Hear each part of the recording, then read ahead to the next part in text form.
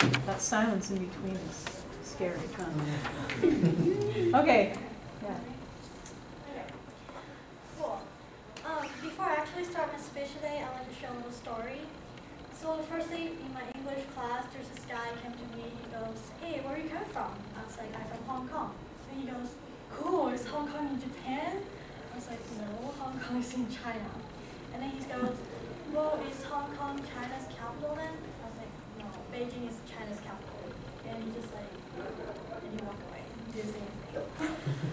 So, I born in Hong Kong. I lived in Hong Kong my whole life. I just moved here last summer.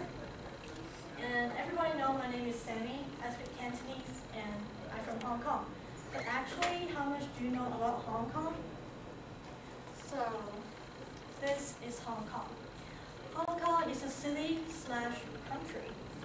Well, how can a city be a country? Then I have to go way back, talk a little bit about history.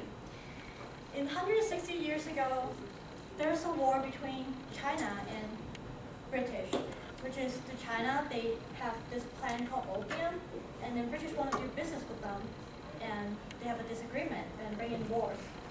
And then in 1842, they signed a treaty, the first treaty of Nanking, and they take over the red line below part of Hong Kong, like 1/3 of Hong Kong.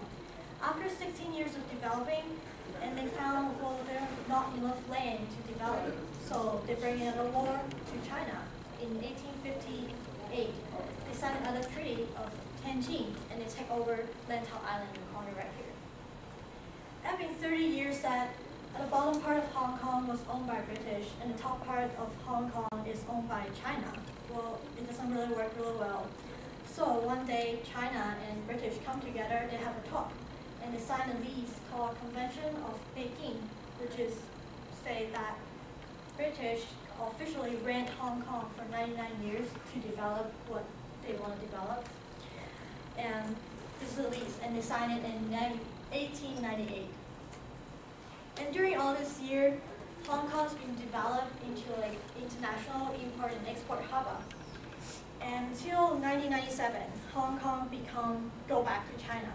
And Hong Kong, we have our own flag, which is this one. If you notice their flag, there's the flower, every petal have the stars in it. And the star represents China. So like, Hong Kong have our own flag like a country, but at the same time, we are part of China. So we call it Hong Kong Special Administrative Region of the People's Republic of China. I don't know. So, China is communism and Hong Kong is capitalism. Well, they're like two extreme systems. How can they work together? So there's two basic things. First one is the one country, two systems. One country, two system is focused on money, which means under the one country, two system, Hong Kong financially and mainland China are completely independent. Like they cannot, even like if Hong Kong take out $10 million and just to donate to whoever, China cannot interrupt and they cannot say anything about it. And the second one is the basic law. The basic laws state that Hong Kong is an autonomous special administrative region. And it's also set up a governor that lead by chief executive, executive council, legislative council, and an independent judiciary. Well, in China, they have a president, and the president is like control everything. He make all the decision, and then every big or little things. But in Hong Kong, chief executive, he cannot really work by himself. He have to consult with the executive council, which is comprised with 30 members of like senior official authorities people. And then the individual independent judiciary thing is independent from the legislative and executive branches. Like no one can really interrupt. And the middle one is the legislative council, and this is the law body part of Hong Kong.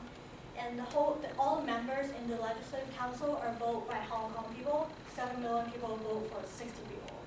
And it's like a huge thing, and everything like law, bills, budget, everything happened in this council.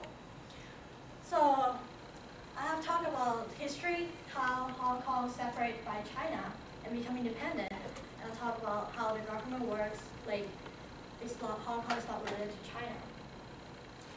speech, I want to let you guys know more about Hong Kong because as me and Hong Kong people, Hong Kong person, and I think it's my duty to share more about my culture and tell you more about what Hong Kong really is. And as a college student, I think it's good to know more about different countries and stuff. If you're more question about Hong Kong, if you're more interesting thing you want to know, you can feel free and come ask